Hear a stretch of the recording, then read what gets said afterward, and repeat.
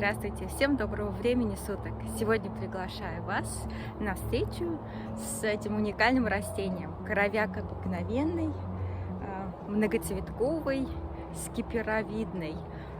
Он отличается своей такой необычной формой, достаточно высокий, может даже доходить до 3-4 метров в высоту. Вот он такой огромный. Это двулетнее растение. Обычно цветет уже на второй год. Первый год только листья такие широкие, а потом на второй год действительно как стрела такая поднимается. Стебель, он как древесина, очень такой плотный, твердый. В древние времена использовали даже стебель коровяка как в качестве факела, за основания факела. Сейчас все больше и больше уделяется внимание этому растению для исцеления дыхательных путей. Используется широко как в научной медицине, так и в народной медицине. Применяется в основном цветы. Вот такие желтенькие цветы. Так как я уже их собрала, тут можно видеть вот такие желтые цветы. Собирают цветы во второй половине утра. Лучше собирать, когда уже роса спадет, так как сам цветок однодневный, то есть он распускается с утра, а к вечеру он уже опадает. Нам необходимо собрать именно ярко-желтые соцветия. Вот именно соцветия этого растения очень-очень полезны для восстановления дыхательных путей. Буквально всего, как противохаркивающие.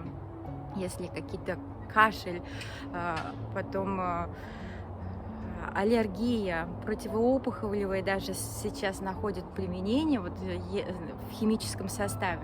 А сегодня мы с вами будем делать сироп от кашля из соцветия коровяка. Сначала собираем соцветия, вот только желтые цветы, и затем будем делать сироп.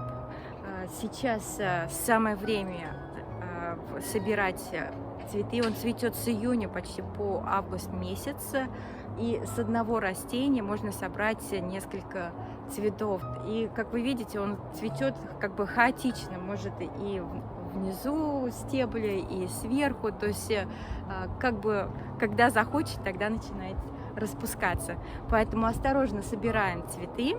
И я покажу, как мы будем делать особый рецепт для сиропа от кашля.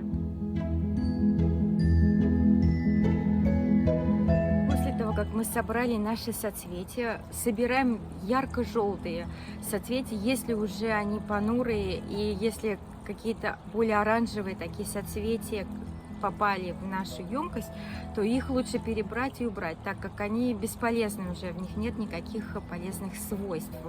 То есть перебираем, не моем, оставляем как есть. Можно выложить на полотенце и буквально минуту-две вот дать немножко обсохнуть, и если есть какие-то насекомые, то они сами будут сами покинут эти растения, там улетят или выползут, потому что сами жучки уже знают, что цветок как бы погиб, когда мы собрали, и они просто-напросто сами избегают оставаться в цветах. Итак, после того, как мы собрали, перебрали, берем емкость, берем простерилизованную баночку. Я уже начала делать свой сироп, поэтому берем банку, я просто ее в микроволновой печи на 2 минуты оставила на высокой скорости, чтобы оно как следует, все тут наша банка простерилизовалась. А крышку моем как следует, можно в горячей воде тоже прокипятить, чтобы она совсем была чистая. Следующим моментом мы засыпаем один слой наших цветков и засыпаем сахарным песком. Берем вот так вот, просто засыпаем, чтобы равномерно. Слегка перемешали и повторяем опять. Итак, слой цветов слой сахарного песка. После того, как мы заполнили нашу баночку цветами и сахарным песком, оставляем на солнце.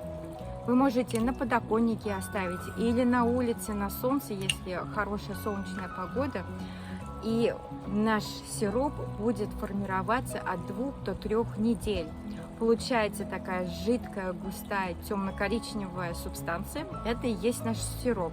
И через где-то, наверное, 3 недели мы с вами ее пропустим через наше сито, чтобы все соцветия старые отжать, и получится хороший сироп. Итак, оставляем на солнце на 2-3 недели.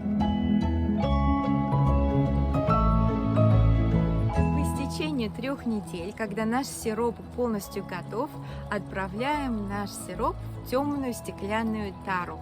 Храним в холодном месте, лучше хранить в холодильнике, и применять 3 раза в день по 3 столовые ложки натощак, когда проявляются первые симптомы кашля.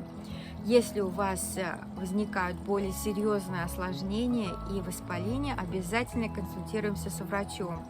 Также можно высушить цветы и листья коровика, так как и цветы, и листья здорово помогают при воспалении легких, легочных путей, также при воспалении желудочно-кишечного тракта. Поэтому используют эти листья и цветы для исцеления внутренних органов.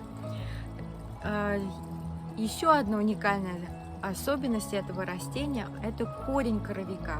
Собирают корень ближе к осени, уже после того, как цветы отцвели, семена созрели, и перед самой зимой коровяк наполняется всеми полезными свойствами на зиму, чтобы пережить зиму и проснуться весной.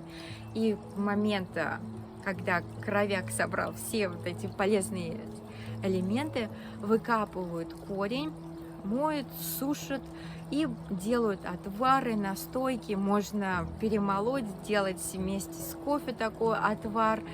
И получается уникальное такое средство при воспалительных процессах суставов. И вот, когда боли в суставах, то применяют